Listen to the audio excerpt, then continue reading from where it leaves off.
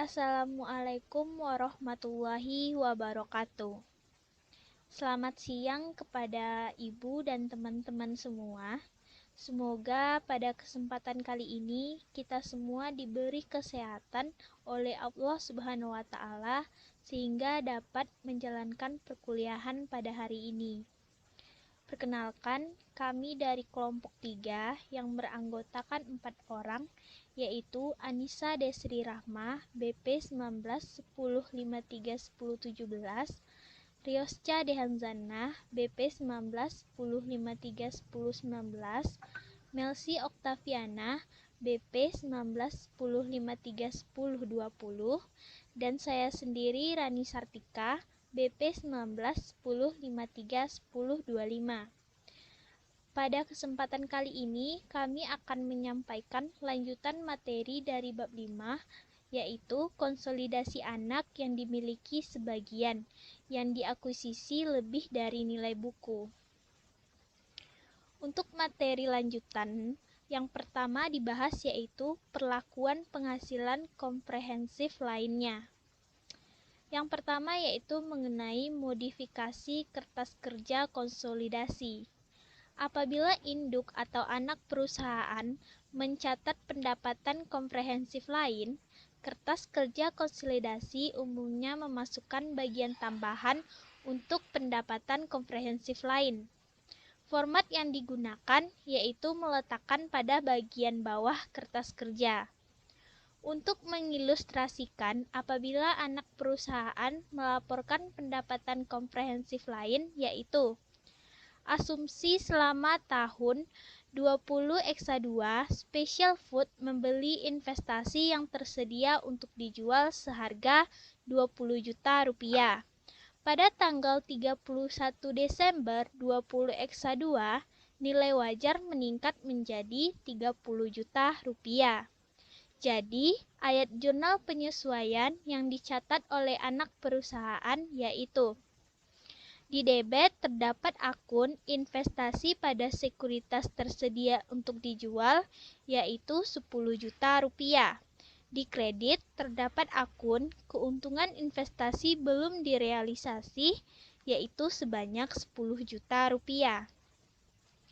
Selanjutnya yaitu diasumsikan Perles mencatat semua ayat jurnal sehubungan dengan investasinya di Special Food seolah-olah anak perusahaan tidak melaporkan pendapatan komprehensif lain.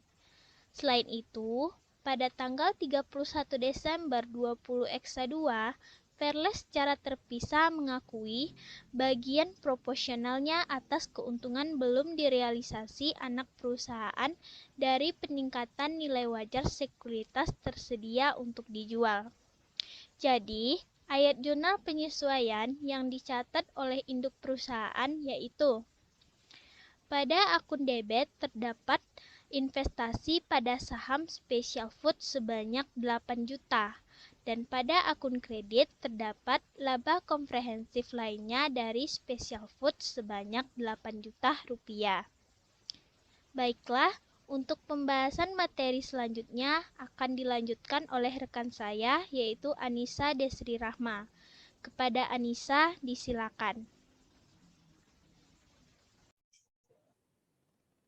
Selanjutnya kita akan membahas tentang kertas kerja konsolidasi, di mana sebelum kita membuat kertas kerja konsolidasi, kita perlu menyiapkan terlebih dahulu jurnal eliminasinya. Pada jurnal eliminasi ini, kita memperoleh angka-angka dari neraca saldo pada akhir periode. Jika di neraca saldo tersebut, akun tersebut berada di debit, maka pada jurnal eliminasi, akun tersebut kita pindahkan ke kredit. Begitu juga sebaliknya. Yang pertama ada entry jurnal konsolidasi dasar. Ada common stock 200.000 debit, return earning 120.000 debit, income from special food 60.000 debit, non-controlling interest in net income of special food 15.000 debit, pada dividen declare 40.000 kredit, investment in special food 284.000 kredit, non-controlling interest in net asset of special food 71.000 kredit. Kedua ada entry reklasifikasi kelebihan nilai di amortisasi. Depreciation expense 6.000 debit, pada income from special foods 4.800 kredit, Non-controlling interest in net income special food 1.200 kredit. Selanjutnya ada entry reklasifikasi nilai berlebih atau diferensial. Ada land 10.000 debit, ada building 60.000 debit, ada goodwill 9.375 debit, ada akumulasi depreciation 12.000 kredit, ada investment in special food 53.900 kredit, ada non-controlling interest in net asset of special food 13.475 kredit. Berikutnya ada entry konsolidasi, penyusutan akumulasi opsional. Ada akumulasi depreciation 300.000 debit pada building and equipment 300.000 kredit. Selanjutnya ada entry pendapatan komprehensif lainnya. Ada order comprehensive income from special food 8.000 debit. Ada order comprehensive income to the non-controlling interest 2.000 debit. Pada investment in special food 8.000 kredit dan non-controlling interest in net asset of subsidiary 2.000 kredit.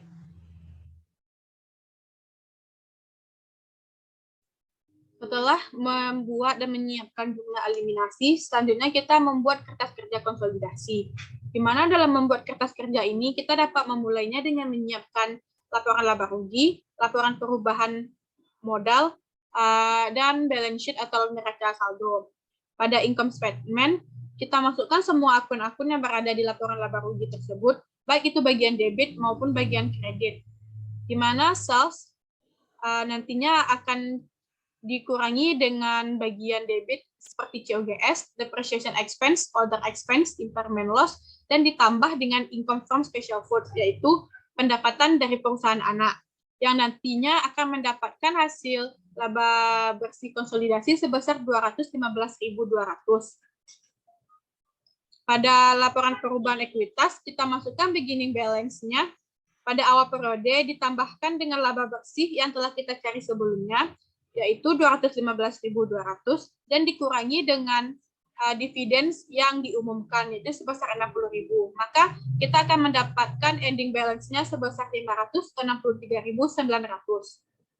Untuk balances atau neraca saldo, kita masukkan semua akun-akun aset terlebih dahulu, baik itu cash, current receivable, inventory, investment in subsidiary, investment in AFS Sekuritas Land, building and equipment, yang nantinya akan dikurangi dengan akumulasi depresiasi. Jadi total aset yang telah kita dapatkan yaitu 1.371.900.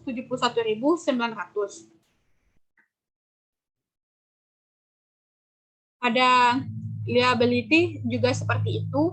Kita masukkan semua akunnya, yaitu akun payable, bond payable, common stock, return earning, di mana return earning ini yang kita masukkan adalah return earning ending yang telah kita cari sebelumnya. Maka nanti akan mendapatkan total liability dan equity sebesar 1.371.900. Yang total liability ini haruslah sama dengan total aset yang sebelumnya. Pada perusahaan anak, kita melakukan hal yang sama yang kita lakukan pada perusahaan induk nanti. Untuk konsolidasi entry, kita memindahkan akun-akun dan saldo-saldo yang telah kita cari sebelumnya pada jurnal eliminasi, seperti depreciation expense 6.000, income from special foods 60.000 dan juga 4.800, NCI in net income 15.000 dan juga 1.200, begitu seterusnya sampai saldo-saldo yang telah kita cari di jurnal eliminasi terpindahkan ke konsolidasi entry ini. Selanjutnya yaitu konsolidasi. Pada konsolidasi ini kita menjumlahkan yang telah ada di perusahaan induk dan perusahaan anak dan juga yang ada di konsolidasi entry, seperti 450.000 kita tambahkan dengan 300.000, maka hasilnya nanti akan 750.000 dikonsolidasi. Untuk depresiasi expense, perusahaan induk 50.000, perusahaan anak 20.000, dan di konsolidasi entry ada 6.000. Kenapa hasilnya 76.000? Karena semuanya ditambahkan. Karena pada depresiasi expense ini saldo normalnya yaitu di kredit. Begitu seterusnya, kita menjumlahkan saldo-saldo yang ada di perusahaan induk, perusahaan anak, dan juga di konsolidasi entry yang nantinya akan dimasukkan di konsolidasi.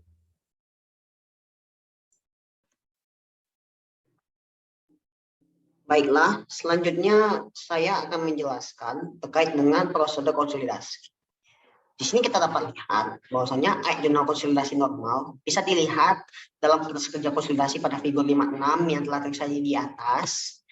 Satu ayat tambahan ayat jurnal dibutuhkan untuk kelengkapan pendapatan komprehensif lain dari anak perusahaan. Pertama, bagian proporsional dari komprehensif lain, pendapatan komprehensif lain anak perusahaan yang dicatat oleh induk perusahaan dieliminasi untuk menghindari perhitungan ganda dengan pencatatan sebagai berikut, yaitu OC, Other Comprehensive Income dari Special Food sebesar 8.000 US dollar pada sisi debit, dan juga Other Comprehensive Income dialokasikan ke non controlling interest sebesar 2.000 US dollar juga pada sisi debit.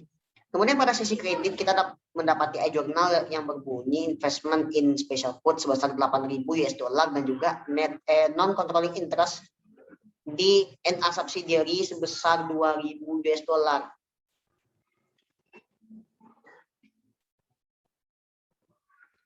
Berikutnya kita masuk ke laporan keuangan konsolidasi, yang di sini ada contoh laporan penghasilan komprehensif lain yang disajikan pada gambar 510 dalam buku Christensen edisi 11.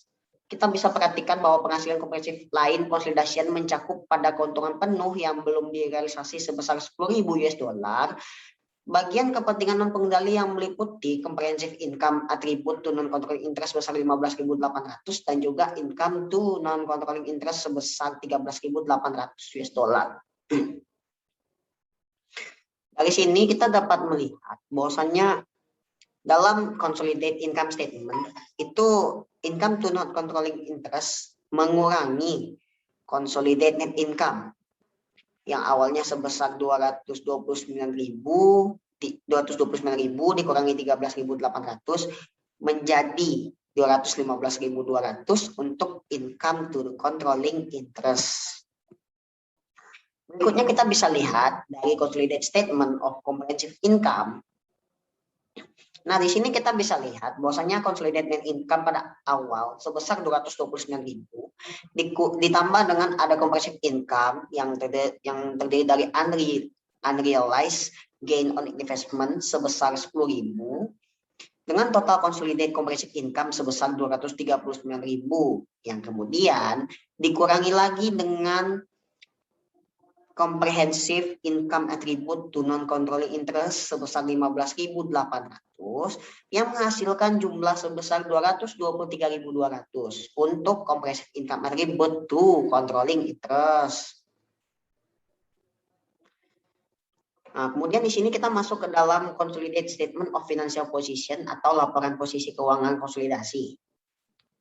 Di laporan posisi keuangan ini sendiri, untuk aset itu ada cash atau cash sebesar 286.000 US dollar, accounts receivable sebesar 230.000 US dollar, inventory sebesar 270.000, investment in available for sale securities sebesar 30.000, land sebesar 225.000, dan juga building equipment yang jumlah awalnya sebesar 1.160.000 kemudian dikurangi dengan accumulate depreciation atau akumulasi depresiasi sebesar 552.000 menjadi 608.000 untuk totalnya.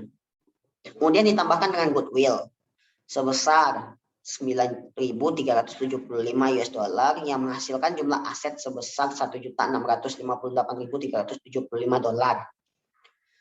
Untuk liabilities atau liabilitas ada accounts payable sebesar 200.000 US dollar ditambah dengan bonds payable sebesar 300.000 US dollar yang kita dapatkan total liabilities sebesar 500.000 US dollar. Untuk stockholders equity di sini terdiri dari controlling interest dengan jumlah sebesar 1.071.900 yang yang dimana jumlah itu didapat dari common stock sebesar 500.000 ditambah dengan retained earnings sebesar 563.900 dan juga ditambah dengan accumulate other comprehensive income sebesar 8.000, maka menghasilkan jumlah 1.071.900 untuk total controlling interest-nya. Kemudian ditambah dengan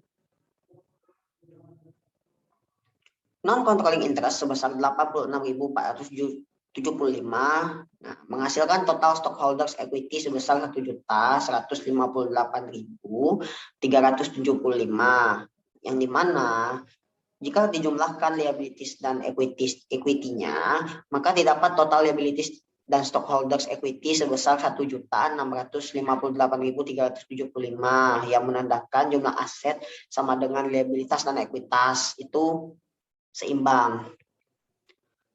Kemudian kita masuk ke pendapatan komprehensif tonton berikutnya. Setiap tahun setelah 2000X2, Special Food akan menyesuaikan keuntungan yang belum direalisasi atas investasi pada pembukuannya untuk perubahan nilai wajar dari sekuritas yang tersedia untuk dijual.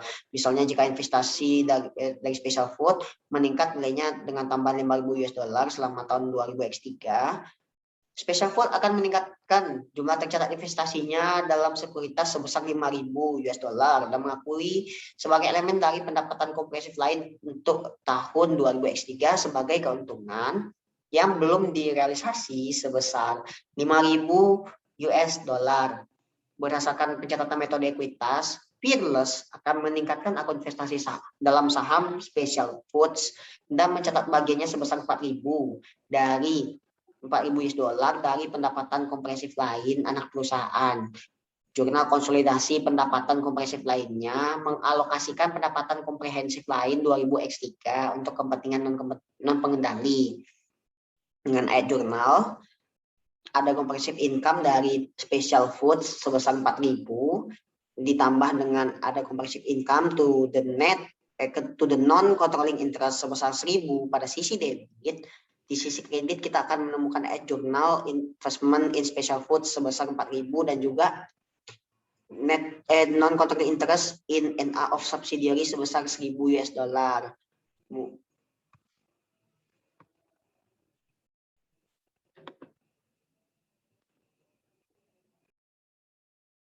Selanjutnya yaitu pendapatan komprehensif pada tahun-tahun berikutnya. Sesuai kasus sebelumnya, setiap tahun setelah 2000X2, Special Food akan menyesuaikan keuntungan yang belum direalisasi atas investasi pada pembukaannya untuk perubahan nilai wajar dari sekuritas yang tersedia untuk dijual. Misalnya, jika investasi Special Food meningkat nilainya dengan tambah 5.000 selama 2000X3, Special Food akan meningkatkan jumlah tercatat investasinya dalam sekuritas sebesar 5.000 dan mengakuinya sebagai elemen dari pendapatan komprehensif tahun 2000X3 sebagai keuntungan yang belum direalisasi sebesar 5.000.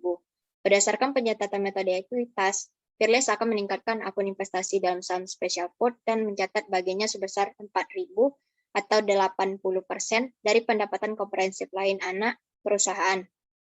Jurnal konsolidasi pendapatan komprehensif lain mengalokasikan pendapatan komprehensif lain 2000X3 untuk kepentingan non-pengendali. Berikut jurnalnya. OCI, Other Comprehensive Income from Special Food, di debit sebanyak 4.000. Ya, selanjutnya ada OCI to the NCI atau non-controlling interest sebesar 1.000. Selanjutnya investment in Special Food di kredit sebesar 4.000 dan NCI in NA of subsidiaries sebesar 1.000.